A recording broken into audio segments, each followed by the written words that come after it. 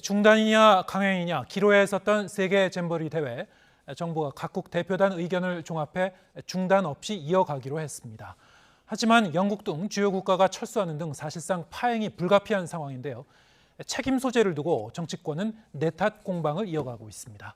정치권 주요 이슈 이종근 시사평론가, 유영아 한국외대 초빙 교수 두 분과 말씀 나눠보겠습니다. 어서 오세요.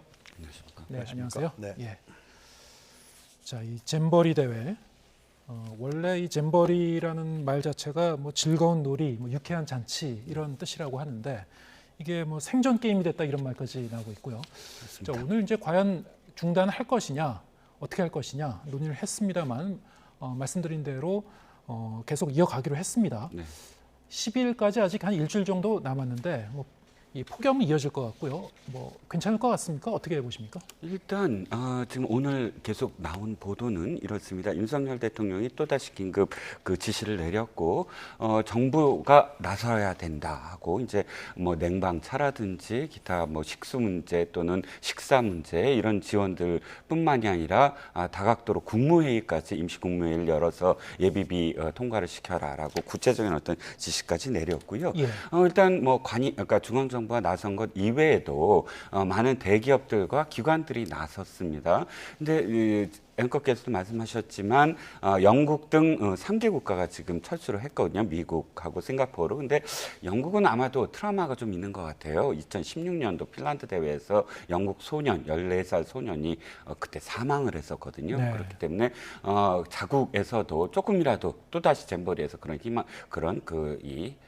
사상자가 나서는 안 된다라는 것이 연결이 돼 있는 것 같고, 이것이 계속 진행이 되는 어떤 결정적인 계기는 독일, 스웨덴, 벨기에 이 국가들, 나머지 잔류하기로 결정된 국가들의 결정에 따른 것으로 보입니다. 주도를 했고요. 그 국가들의 오늘 그 언론 보도에, 그러니까 스카우터들의 언론 보도 인터뷰에 응한 스카우터들의 말에 의하면 중앙 정부가 나선 이후부터 분위기가 바뀌기 시작했다. 그리고 끝까지 할 수 있는 지금 의지를 지금 확인을 했다. 그래서 남기로 했다라는 그런 보도가 이어졌습니다. 두 가지입니다. 결론적으로 말씀을 드리면 어쨌든 지금 이 잼버리에 대해서 전 국민적인 어떤 관심사로 부각이 됐고 또 우리 아이들 또 전 세계의 아이들이 12일까지 무사히 귀국할 수 있도록 또 무사히 진행할 수 있도록 많은 어떤 지원들이 좀 쇄도하고 있고요. 조계사도 직접 나서서 혹시나 이 사찰로 지금 이어지는 어떤 그런 관광이라든지 혹은 그런 역사 탐방이라든지 이런 것들을 도와주기로 했고, 이런 분위기가 지금 남아있는 그런 국가들의 지금 잼버리에 참가한 사람들의 마음을 또 움직였던 것 같아요. 그래서 끝까지 갈 수 있다라고 지금 확신하고 있는 것 같습니다. 네, 지금 참가하고 있는 각국 대표단의 안전도 중요할 것 같고 마지막까지 참 원만하게 진행이 됐으면 좋겠는데요. 지금 말씀 듣고 보니까 그러면 중앙정부가 진작에 좀 선제적으로 개입을 할 걸 그랬다. 뭐 그런 이제 아쉬움은 분명히 있습니다. 어떻게 보셨습니까? 그건 틀린 말이죠. 이건 중앙정부가 공동조직위원장에 여가부 장관, 문체부 장관, 행안부 장관이 있었는데 지방정부 때문에 이렇게 됐다. 그거는 거짓말이죠. 그건 각종 기록에 지금 나타나고 있지 않습니까? 국회 본회의에서 나왔고 예산을 계속 증액해달라고 그랬는데 하지도 않았고, 지금 여가부 장관이 실질적인 책임을 지고 있었고, 그리고 뭡니까? 그 개영식 날 스카우트를 자기가 초등학교 3학년까지 했다라는 윤석열 대통령이 부인 김건희 여사와 함께 개영식에 참석하지 않았습니까? 참석해서 지금 그런 참석했는데 언론 보도에 따르면은 4만 명에 되는 사람들이 청소년들이 30분 되는 거리를 3시간을 갔다는 거예요. 가방 조사하느라고요. 가방. 그리고 우리나라의 청소년 관현악단이 거기서 공연하려고 하는데 8시간 동안 대기실에 있고 버스가 통제되고, 그리고 거기 4만 명의 대통령 부부가 입장하니까 다 일어나라 그러고 박수 쳐달라고 그러고. 참 이게 그러면서 개영식을 마친 거예요. 마치고 지금 제가 봤을 때 이 문제는 뭐냐면 언론에서도 국제적 망신이다 이런 얘기를 많이 했는데 이게 외교 문제가루가 비화됐어요. 특히 영국의 가디언지를 비롯해서 모든 외신들이 연일 보도를 한 거죠. 외교부가 실제로 나섰어요. 외교부가 나서서 이게 아니다. 각국의 얘기를 하고, 그래서 영국 외무성에서는 지켜보겠다 그런 보도도 나왔었고, 그리고 영국과 미국의 특히 실제로 이 제1회 1920년도에 제1회 세계 스카우트 잼버리는 영국에서 열렸습니다. 상당히 영국이 원조격인 나라예요. 거기서 철수하겠다는 겁니까? 그리고 이 잼버린 대회라는 건 국제 야영 대회인데 어린 청소년들이 와서 야영을 하면서 그 속에서 자연과 함께 또 공동체도 같이 겪고, 그 다음에 전 세계 민족에 있는 사람들이 문화도 교류하고 이런 뜻깊은 대회입니다. 그리고 더 중요한 거는 이런 공산권에는 스카우트가 없습니다. 비공산권의 자본주의 국가에서 한 거예요. 그러니까 상당히 국제 정치적 의미도 있는 거예요. 그 안에 숨어 들어 있는 거는요. 유래가 쭉 봤을 때. 그런데 이게 한국에서 열렸는데 이게 막 엉망이 돼버린 거 아닌가? 엉망진창. 특히 영국에서 철수할 때 조금 전에 YTN 보도 나왔지만 우린 폭염 때뿐만이 아니라 위생, 안전, 관리 큰일 났다 이게. 그래서 각국의 학부모들이 전화하고 SNS에 올리고 어떻게 된 거냐. 그러면서 실제로 이들이 보니까 117만 원 참가비를 냈고 비행기 값까지 하면 800만 원이 들었다는 거 아니에요. 그래서 전 세계 학부모들이 이거 어떻게 된 거냐 도대체. 한국이라는 나라가 믿고 보냈는데 이게 엉망진창이 돼버렸다. 이 국제적 망신이 돼 국제적 신뢰도가 상실됐고요. 이 외교 문제까지 비화했기 때문에 대통령이 나중에 나서서 100억인가 예비까지 해갖고 지금 뭐 한국에 있는 역사 문화를 뭐 보게 하고 전북을 가고 전주를 한다는 거예요. 그건 영국에서 철수한 이유가 여러 가지 있고 세계 스카우트 연맹에서 중단할 권고는 이게 잼버린 대회 취지로 이미 끝난 거예요. 이건 취지가 없어져 버린 거예요. 반쪽 정도가 아니라 이 자체가 이거는 실패한 대회로 돼버렸고 한국의 국제적 위상은 완전히 추락해버리고 국제적 신뢰가 망신을 당한 대회입니다. 그러면 말이죠. 그러면 지방정부 탓하기 전에 물론 김관영 지사도 잘한 거 없습니다. 집행위원장으로서 사과해야죠. 사과하고 잘못했다 그러고 이 문제에 대해서 우리가 어떻게 책임지겠다 이렇게 나와야지. 이건 국내 문제뿐만이 아니잖아요. 국제적인 문제거든요. 근데 그거를 지방정부 탓이다, 민주당 탓이다 이렇게 하면서 이걸 책임을 돌리고 정쟁화시키고 이건 무책임한 거 아닙니까? 저는 굉장히 심각하다고 봅니다. 이렇게 하면 안 된다 이거죠.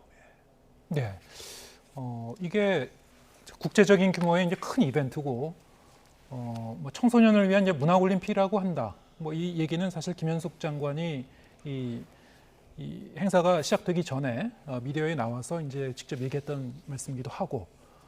그런데 우리나라가 과거에 보면은 이제 국가적인 역량이 그리고 경험이 없는 것이 아니고요. 이미 월드컵, 올림픽 다 치렀던 성공적으로 주최했었던 그런 국가이기도 하고, 세계 잼버리도 사실 30여 년 전에 이미 강원도 고성에서 개최를 했었고요. 이렇게 경험이 풍부한데도 불구하고 이렇게 엉망으로 준비할 수 있는 건지 도무지 이해는 안 가거든요. 총체적인 부실이다. 어떻게 보셨습니까? 총체적인 부실이라고 보고요. 예. 저는 솔직히 어떤 뭐 토론에 나와서도 어떤 정부가 무조건 잘못했다 이렇게 이야기하고 싶진 않습니다. 또 어떤 뭐 김관영 지사를 포함해서 전북도가 무조건 잘못했다 이렇게 이야기했어도 안 되는 거고요. 책임을 진 만큼 모든 지금 주체들이 다 책임을 져야 된다라는 생각이고요. 첫 번째, 저는 가장 큰 문제가 사실은 새만금이었어요. 솔직히 말씀드리면 부지 선정 자체가 그렇죠. 잘못됐다. 2012년도에 김한주 전북지사가 꿈을 꿨고 그 다음에 송하진 전북지사가 이 유치권을 따냈고 그 다음에 김관영 전북지사가 집행을 한 겁니다. 즉 3대에 걸친 전북지사의 꿈이 지금 실현된 거예요. 그럼 새만금부터 다시 얘기를 해보죠. 올해 5월 달과 6월 달에 전북 일대의 언론들을 제가 다 갖고 왔습니다. 당시에 전북일보가 이렇게 얘기합니다. 5월달 신문입니다. 지금 총체적인 난국이다. 이건 전북도가 문제가 있다. 전북도가 지금의 어떤 모든 상황들을 중앙정부에 정확하게 밝혀야 된다. 숨김없이. 그래서 중앙정부가 대책에 나서야 된다. 이 문제들은 뭐냐면 당시에 폭염이라든지 폭우라든지 혹은 기타 배수시라든지 이런 것에 대한 대책이 제대로 되지 않았던 것을 전북도에 대해서 지금 질타하는 것이거든요. 전주 MBC 6월달 기사를 보죠. 이렇게 얘기합니다. 전북도가 6월 7일로 부랴부랴 대책을 발표했는데 처음부터 잘못됐다. 무엇이 잘못됐냐면 지금 새만금이라는 그 부지 있지 않습니까? 부지를 완전히 새만금 그 개발청으로부터 전북도가 매입을 해서, 그러니까 완전히 사서 그것을 용지를 이 야영에 맞게 바꾼 게 아니었어요. 전주 MBC가 지적을 한 건 잠시 빌린 거에 불과했다는 거죠. 예. 농경지로 빌렸고 그것이 다 끝나면 그냥 돌려줘야 돼요. 그러니까 처음부터 이것을 이 야영에 맞게 고칠 수 없는 상황이 처음부터 만든 거예요. 그다음 이게 몇 년 전이죠? 6년 전이에요. 그러니까 6년 전에 이미 새만금이라는 부지 자체가 그렇게 만들어져서는 안 됐다라는 걸 6월 달에 전주 MBC가 지적을 합니다. 한 기관이 한 군데서 또 지적을 합니다. 민노총이에요. 이번엔 민노총이 뭐라고 하는지 아십니까? 이 잼버리 야영장의 문제는 문재인 정부와 전라북도와 민주당 정치인들이 만든 문제다. 잼버리를 빌미 삼아서 정치적 이속을 지금 추구해서 이 모양 이 꼴이 됐다 하면서 새만금을 또다시 지적을 해요. 새만금은 처음부터 간척지다. 나무 하나도 없고 습도가 굉장히 높고 모기와 날벌레가 있는 곳을 왜 택했느냐? 바로 정치적 이속 때문이다라는 겁니다. 새만금은요, 지금 김관영 지사를 비롯해서 전북도는 이게 실패하더라도 자신들은 성공했다고 생각을 할 거예요. 왜? 새만금을 지금 그 국제공항 있지 않습니까? 수십 차례 거쳐서 예타가 계속 되돌려집니다. 이유는 뭐냐면 수익성이 나질 않는 거예요. 그런데 이 새만금의 이 국제 잼버리를 유치한 다음에 문재인 정부가 이걸 다 바꿉니다. 예타 면제해버려요. 그래서 이 새만금의 국제공항 만들어집니다. 2028년까지. 얼마나 들여서요? 8,077억이 들어서요. 그 다음에 도로도 마찬가지입니다. 고속도로. 바로 새만금과 관련돼서 고속도로 왜 들여놨냐면 바로 잼버리. 유치한 다음에 바로 이 고속도로가 이루어지고 1조 2,293억 원이 추가로 집행이 돼요. 자, 그렇다면 새만금이 지금까지 사실 정말 전북도민들의 꿈이었어요. 이걸 어떻게 개발해내느냐. 왜냐하면 전 지자체 중에 가장 낮거든요. 이 자체에 대한 어떤 문제가. 그러니까 이것을 어떻게든 성공시키는 건 알겠어요. 하지만 그렇다면 김관영 지사가 제대로 했어야죠. 그리고 이 8월 2일 날 YTN에 나와서 김관영 지사가 이 인터뷰를 합니다. 뭐라고 하냐면 맞다. 새만금은 바다에 매립해서 시설이 전혀 없는데 이제 거기에 화장실 등 시설, 야영하는데 불편 없도록 모든 시설을 다 갖춰 놨다. YTN에 8월 2일 날 얘기를 합니다. 마지막으로 제가 그럼 업무 분장을 말씀을 드릴게요. 전북도는 이번에 무엇을 해야 되냐면 기반시설 설치 및 지원, 그다음에 사무국 인력입니다. 여가부는 뭐를 해야 되냐면 여기에서 사업 계획을 승인해주고 예산을 집행해주고 그 중앙정부로부터 기재부로부터 따내게 해주는 것. 행안부 재난안전, 지자체 협력, 문체부 잼버리 홍보 이렇게 되어 있습니다. 그렇다면 3개 부처가 이름이 돼 있다고 하지만 실제로 여기 8월 2일 날 YTN에 와서 김관영 지사가 확약을 했듯이 나 설치했다 다라고 전북도가 얘기했듯이 전북도는 기반시설을 설치하는 역할을 했어야 돼요. 그런데 지금 갑자기 김관영 지사가 말을 바꿔서 우리는 지원부서다. 지원을 해줬다. 이렇게 얘기합니다. 그건 아니죠. 확실히 말씀을 드리면 이건 이 2012년부터 지금까지 이루어진 전북도의 꿈이었어요. 새만금은. 그렇다면 그 꿈을 이루게 해준 잼버리에 대해서 책임이 없을까요? 저는 그렇다고 중앙정부를 무조건 잘했다는 건 아닙니다. 1년밖에 사실 맡은 지 1년밖에 안 되지만 그 1년 동안 사실 책임을 자신들의 어떤 이 정부로서의 책임은 져야 된다고 생각을 해요. 하지만 그렇다고 해서 전북도가 자신들이 지금까지 했던 것에 대해서 이렇게 지원만 했다라고 입장을 바꾸는 건 저는 말이 안 된다고 생각합니다. 네, 애초에 이제 부지 선정 자체부터 출발이 잘못된 것이었다. 그런 면에서 보면은 전북도에서 좀 더 많은 오랜 기간 동안에 차근차근 잘 준비를 했어야 된다. 물론 중앙정부도 똑같이 책임이 있고요. 전 정권이나 지금 정권이나 책임이 있지만은 지자체의 책임도 크다 이렇게 이제 분석을 해주셨고요. 어떻게 보십니까? 그렇다 그러면 인수위원회 있었잖아요, 그죠? 윤석열 정권 때. 그렇게 지금 말씀하신 것처럼 새만금에서 하는 잼버리 대회가 문제가 심각해지고 암만 예산을 들여고 장치를 해도 안 될 것 같다. 그때 폐기했어야 되는 거 아니에요? 윤석열 정권에서. 그런데 윤석열 정부에서 그런 건 하나도 안 하고 오히려 대통령 개영식에 참석하고 말이죠. 여가부 장관, 문체부 장관 그리고 행안부 장관이 공동조직위원장이 되었고 윤석열 대통령이 그랬잖아요. 즐겁게 놀아라. 개영식 날. 그리고 윤석열 대통령이 자기가 스카우트 출신이기 때문에 이 스카우트는 게 중요한 거다. 그러니까 대폭적인 지원을 해주겠다. 이런 얘기를 했잖아요. 그럼 뭐 말이 배치되는 거 아니에요? 그리고 이거는 박근혜 정부 때 이건 황교안 총리, 요즘에 동영상에 돌아다니던데 황교안 총리가 해서 이거 유치가 시작된 거 문재인 정부 때 한 거죠. 그러면 새만금을 홍보하기 위한 그런 목적이 있었다고 인정할 수도 있고 집행위원장인 전북도의 누구냐 김 누굽니까? 김관영 지사가 이 책임을 자꾸 회피하는 태도는 저도 올바르지 않다고 봐요. 집행위원장이었으니까 책임이 있죠. 그러나 이제 와서 그것을 그 전에 했으니까 새만금 부지가 잘못됐으니까 이런 사태가 왔다. 이거야말로 지금 얘기하는 거는 위생시설 문제 아니에요? 위생시설, 폭염에 대한 대책, 그리고 폭우에 대한 대책 이게 안 이루어졌다라는 거예요. 그 세계 스카우트 연맹에서 그 조사 안 했겠습니까? 2017년가 언제 그 통과시켜줄 때 다 박수 쳤잖아요. 그때 그 대책을 다 내놨을 테고, 뭐 제가 자료를 못 봤지만 그렇게 해서 이루어진 거 아니에요? 근데 이거 새만금이 원래 부지가 잘못됐으니까 원래 그럴 수밖에 없었던 것이다. 이거야말로 진짜 무책임한 거 아닙니까? 그리고 예산 문제도요. 지금 언론에 계속 나오는 얘기인데 실제로 6월인가 조직위원회에서 기상 이변에 따른 대책 예산, 이 기후 위기 아닙니까 지금 폭염과 폭우가 있으니까 93억을 추가 요청해요. 근데 묵살당했다 그럽니다. 이거 언론 보도에 나오는 거죠. 그리고 공동조직위원장인 김윤덕 민주당 의원입니다. 이 사람 국회에서 본회의에서 안전 문제 해결이 매우 시급하다. 시급한 국비 지원이 필요하다. 이 사람도 본회의에서만 얘기하고 공동조직위원장이 그 이후에 대책을 제대로 안 세운 건 책임져야 될 문제예요. 하여튼간에 이런 얘기를 해요. 본회의에서. 그리고 6월 16일 날 열린 긴급 조직위원장 회의 때 최소 20억이라도 좀 달라. 아니면 큰일 났다. 폭염이나 폭우가 있으니까. 근데 안 준다는 거예요. 안 줬다는 거예요. 이게 다 나온 얘기예요. 그래서 또 이거 누굽니까? 이원택 의원인가 작년 국감 때 여가의 국감에서도 다 예상했다는 거 아닙니까? 지금 언론에 나오지만 지금 뭐 해충, 벌레, 폭염 이 문제가 있으니까 여가부 장관 제대로 하십시오. 하니까 하겠다. 그런 다음에 6월 달에 여가부 장관이 브리핑을 해요. 배수로 다 만들었다. 폭우 이후에 웅덩이 파서 물 빠지도록 했다. 폭염, 영내 그늘시설 다 만들었다.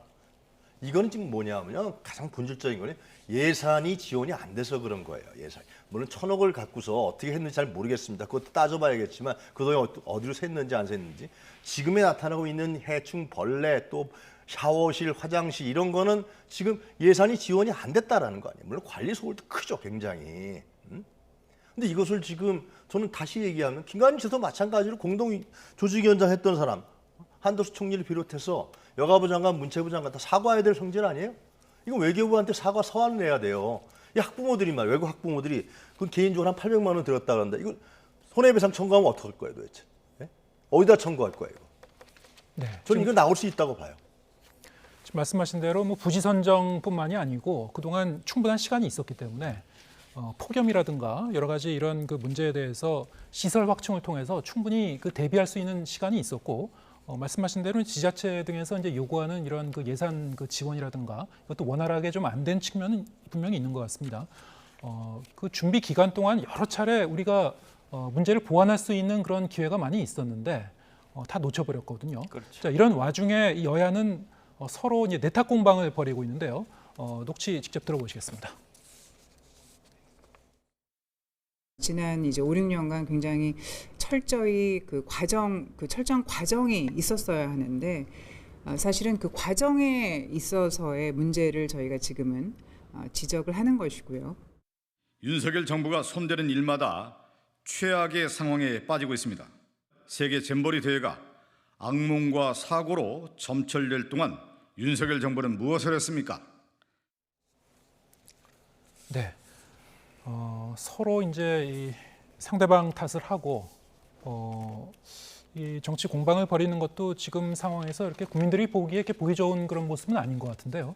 우리가 지금 얘기했듯이 이미 여러 차례 보완할 수 있는 기회가 있었습니다. 이를테면은 몇 년 전에 이제 해외에서 있었던 다른 세계 잼버리 대회에서도 요즘 이게 이상 기후 때문에 폭염이라든가 여러 가지 문제점이 노출된 바가 있었고 충분히 우리가 이 문제를 미리 이 조직위 차원에서도 예견할 수가 있었고 지자체 차원에서도 중앙정부 차원에서도 이겨낼 수 있는 거였는데 이게 다 그냥 손 놓고 있었던 것인가? 참 이게 너무나 아쉽긴 한데요. 이게 어떤 총체적인 문제입니까? 이게 앞으로 이제 반복이 되면 안 될 것 같은데요. 그렇죠. 이번에 저는 일단 새만금에 대한 말씀을 드렸으니까 두 번째는 뭐냐면 컨트롤 타워가 왜 무너졌느냐 서로 책임을 미루더라고요. 다 지금 보니까 사실 지금 인터뷰라든지 혹은 뭐 이런 걸 보면 전체 어떤 총량을 저도 검색을 해봤어요. 그럼 거의 김관영 지사가 많습니다. 그리고 송화진 전 지사 이 새만금과 관련해서는 사실 전북도의 꿈이거든요. 다시 말씀드리면 그러면 직접 자신들이 이렇게 새만금을 했다. 그리고 앞으로 새만금이 자랑이 될 거다. 그리고 국제 잼버리를 이렇게 전북도민들의 꿈에 의해서 유치가 됐다. 사실 이 고성과 조금 다르더라고요. 분위기가. 네. 지금 30년 전 고성 말씀하셨지만 91년도에 예. 했죠. 그 당시는 지자체가 이 권한이 없었어요. 그 예산도 네. 사실상 거의 없었고 그러다 보니까 그땐 진짜 정부적인 어떤 행사가 됐었어요. 그런데 지금은 좀 다르죠. 지금은 지자체가 중심이 돼서 할 수 있는 어떤 상황이 됐고요. 말씀하셨던 외국 사례를 보면 야마구치, 그러니까 2015년 야마구치현의 사고가 가장 컸어요. 예. 당시는 뭐 폭염도 있었고 갑자기 뭐 저온 현상도 있었고 또 태풍도 불었고 굉장히 많은 어떤 기상 재난이 있었기 때문에 40여 명이 쓰러지고 또 스웨덴과 그다음에 스코틀랜드 대원들은 돌아와서 뇌 수막염이 걸렸었어요. 그러니까 아주 최악의 어떤 이 상황으로 남죠. 근데 야마구치현의 예를 왜 들었냐면 또다시 새만금 말씀을 드릴 수밖에 없어요. 야마구치도 늪지대였거든요. 네. 습도가 높고. 근데 야마구치현은 달랐습니다. 배수 문제를 계속 지적을 하셨는데 배수 문제를 하려고 하면 처음부터 완전히 깎아갖고 배수가 원활하게 이 원형을 바꿔야 돼요. 참 모든 어떤 부지를. 그런데 이번에 야마구치현은 아예 야마구치현이 그걸 매입을 해버렸어요. 그래서 이 땅을 완전히 바꿀 수가 있었거든요.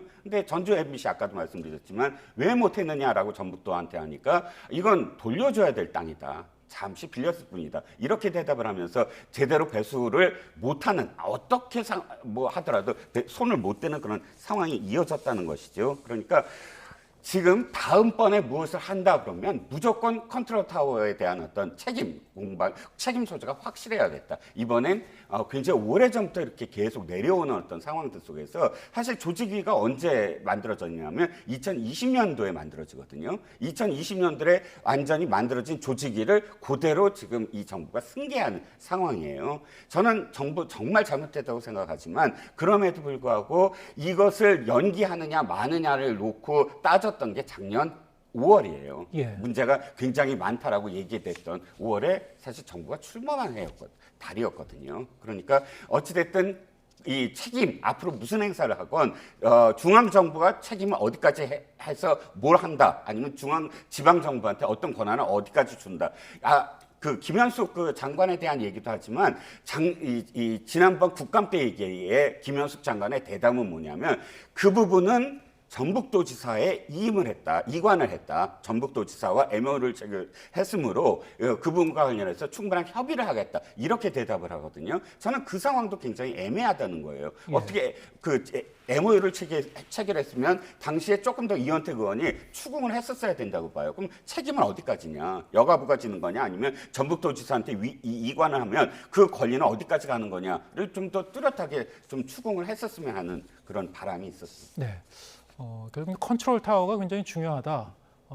이번에 공동조직위원장이 3개 부처 장관이 다 들어가 있었습니다만 사실 주무부처는 여갑으로 좀 간주되긴 하거든요. 하지만 뭐 지자체도 지금 이게 개입이 돼 있고 어떻습니까? 이제 권한을 좀 더 명확하게 총괄 조직위원장이라도 만들었어야 되는 겁니까? 어떻게 보십니까? 초반에 앵커께서 말씀하셨듯이 우리나라가 각종 국제대회를 뭐 한두 번 유치해 본 경험이 있는 나라가 아니잖아요. 네. 우리는 뭐 올림픽, 월드컵부터 해서 세계적인 대회, 국제대회를 다 유치해서 다 성공적으로 마친 나라입니다. 그러면서 우리 위상도 올라갔고 그리고 세계 경제 10위권에 있는 나라고 솔직히 우리가 그런 샤워실이라든가 화장실 하나 제대로 못 갖추는 나라입니까? 그렇지 않잖아요. 한강 백사배도 보면 그 화장실 다 위생적으로 다 돼 있고요. 그 컨트롤 타워 문제 저는 아니라고 봐요. 이거는 뭔가 빵꾸가 크게 나 있어요 지금 현재. 그러면 거기 전북도에 있는 공무원들, 조직위원회에 있는 관료들, 공무원들이 그 언론에 나왔던 샤워실이 이렇게 뭐 제대로 남녀 공용 같이 쓰는 화장실 있고 더럽고 말이죠. 벌레들이 나오고. 왜 이런 걸 왜 공무원들이 안 했나요 도대체? 그렇게 국제대회 유치를 안 해봤나요? 거의 전 세계 각국에 4만여 명의 청소년들이 오고요. 그래서 국민들이 지금 뿔나는 건 뭐냐면 국민들 자존심을 너무 건드려 버렸어요.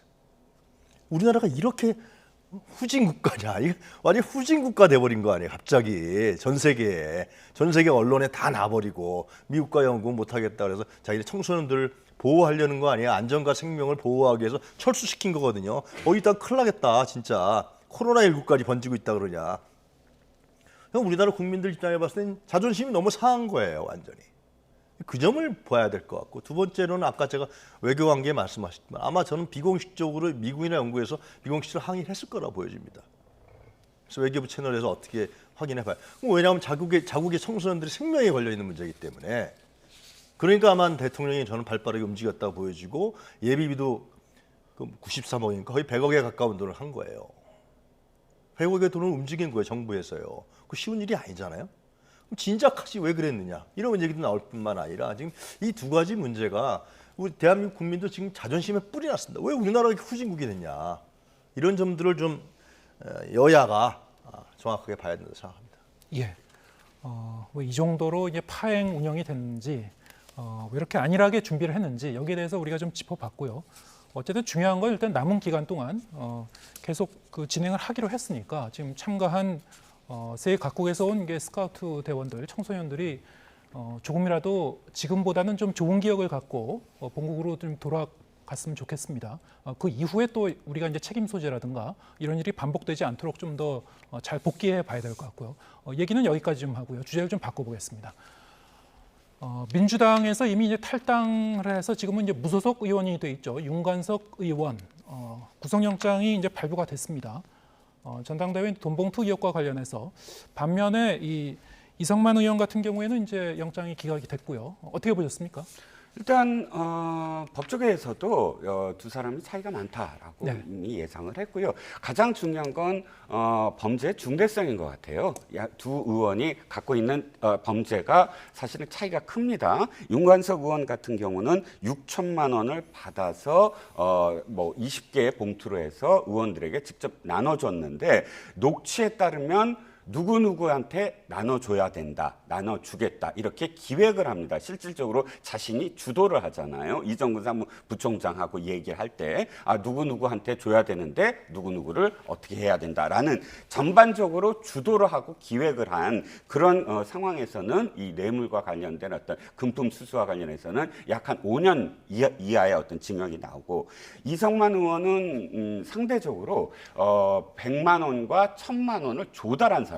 네. 그리고 지금 두 번째는 뭐냐면 300만 원을 받은 사람입니다. 그러면 자신도 억울함을 호소할 때 이렇게 얘기했어요. 검찰에 지금 공소장이 아니라 그 영장 청구를 보면, 영장에 기재된 것을 보면 자신을 단순히 조달자라고 하는데 그런데 나를 구속까지 해야 되느냐 이렇게 표현하거든요. 그것이 법원에서도 어느 정도 인정된 게 아니냐. 또 한 가지는 받은 사람들, 실제로 그러니까 그걸 받은 사람을 보면 윤관석 의원은 국회의원한테 보내줬고, 그 다음에 지금 이성만 의원은 캠프 관계자, 지역 캠프 관계자한테 줬다. 이것도 차이가 있을 것 같고요. 마지막으로 윤관석 의원은 구속된 가장 큰 이유는 뭐냐면 이미 구속되어 있는 강내구 전 감사와 그 다음에 박용수 전 보좌관이 진술을 했다는 거예요. 네. 강내구 전 감사 같은 경우 내가 윤관석 의원한테 돈을 준 거 맞다라고 시인을 했고, 박용수 전 보좌관도 마찬가지로 몇 가지 어떤 진술에 대해서 일관성 있게 진술을 했다고 지금 나와 있습니다. 그렇다면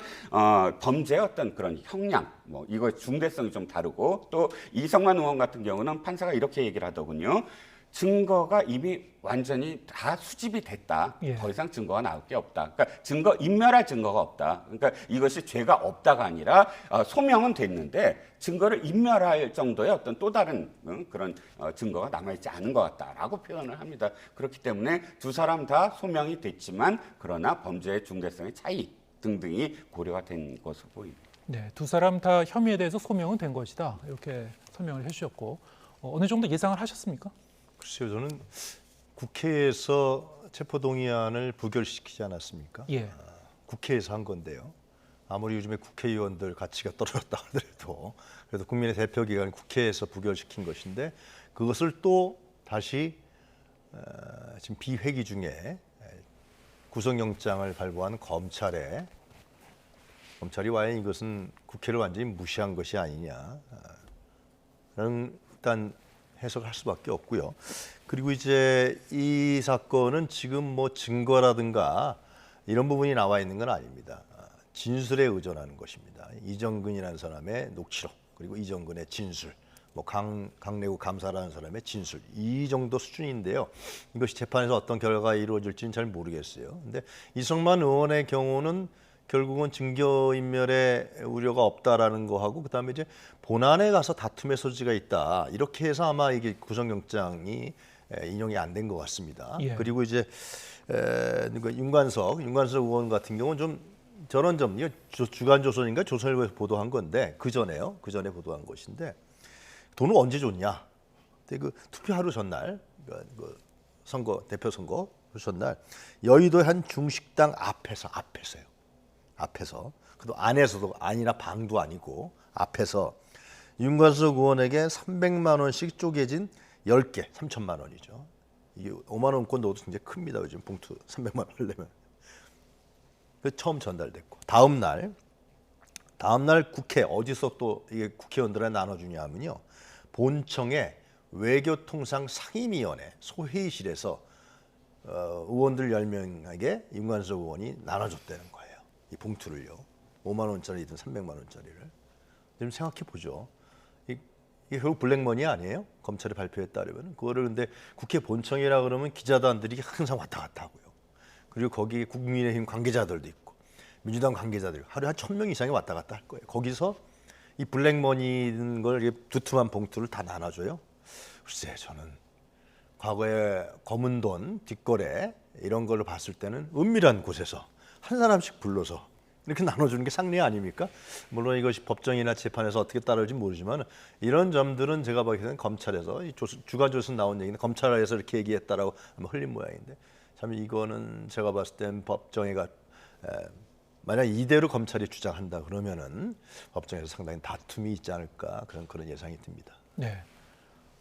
지금 이제 그동안 검찰이 그런데 이게 보강사를 계속 진행을 했다고 하기 때문에 지금 뭐 앞으로 어떻게 이 수사 방향을 잡고 더 속도를 낼지 지금 여의도가 이제 주목하고 있을 것 같습니다.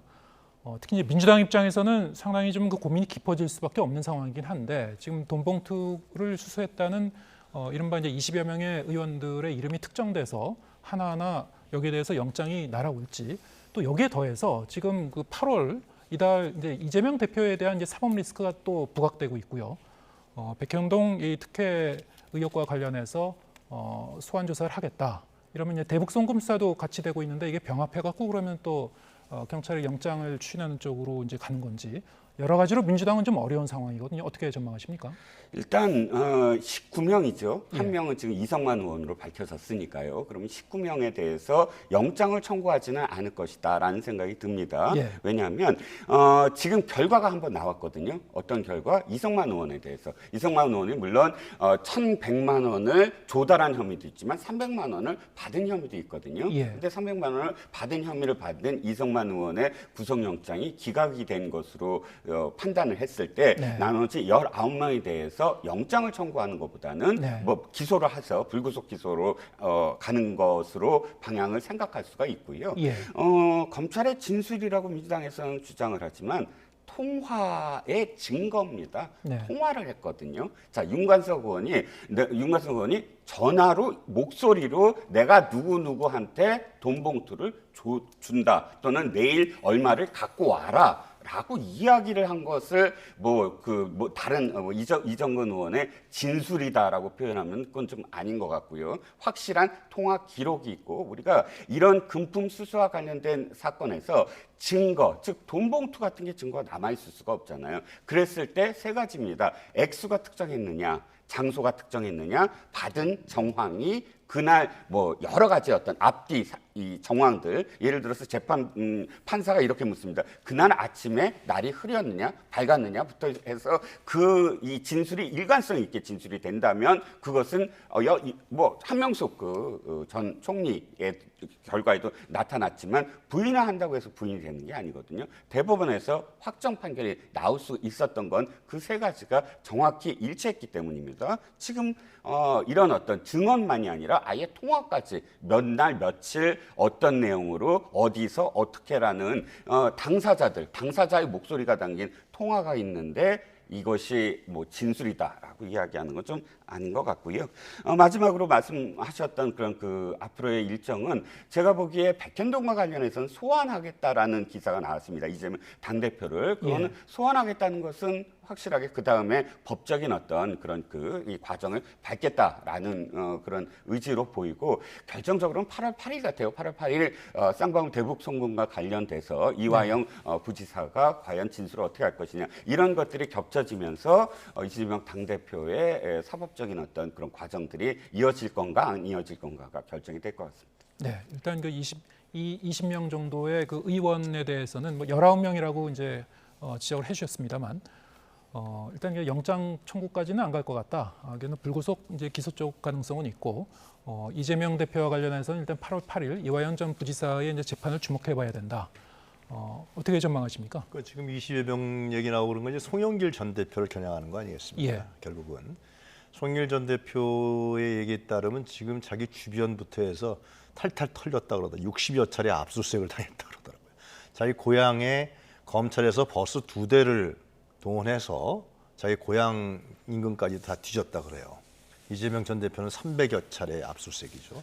300여 차례 압수수색이면 기네스북에 날 일인데요. 하여튼간에 그럼에도 불구하고 대장동 사건 같은 경우는 지금 유동규의 진술 번복 왔다 갔다 하는 바람에 지금 재판이 언제 열릴지도 모르는 거 아닙니까? 이 사건도 지금 재판이 언제 열릴지 모른다는 거예요. 그리고 이제 백현동과 쌍방울 문제, 김성태 전 회장이 대북 송금에서를 대납하는 조건에서 800만 달러인가요? 그거 갖고 이제 얘기하는 건데 한동훈 장관이 법사위에 나와서 이런 얘기를 했었어요. 전에 3월인가. 김성태는 깡패라고. 그러니까 다른 의원이 왜 그 사람 어떻게 깡패라고 그러냐. 그럼 법무부에서는 검찰은 깡패 얘기를 듣고 지금 이재명 당대표를 소환 조사하겠다는 겁니까? 그렇게 반문해 볼 수밖에 없는 것이고요. 그리고 이제 이화영 전 부지사의 진술 문제는 지금 부인이 상당히 검찰한테 상당히 압박을 받았다. 구속 기간이 길어지면서 상당히 신경의 변화가 생길 수밖에 없었고 상당히 그 압박을 받았기 때문에 얘기한 것이다.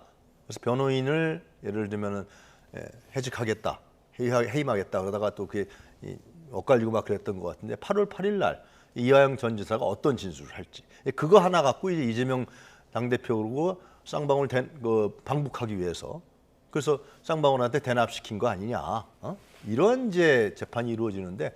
그 당시만 해도 이미 남북 관계가요, 북미 관계가 어그러지면서 어디 경기도 지사가 어떻게 혼자서 말이죠. 어떻게 방북을 합니까? 그게 있을 수 있는 일입니까?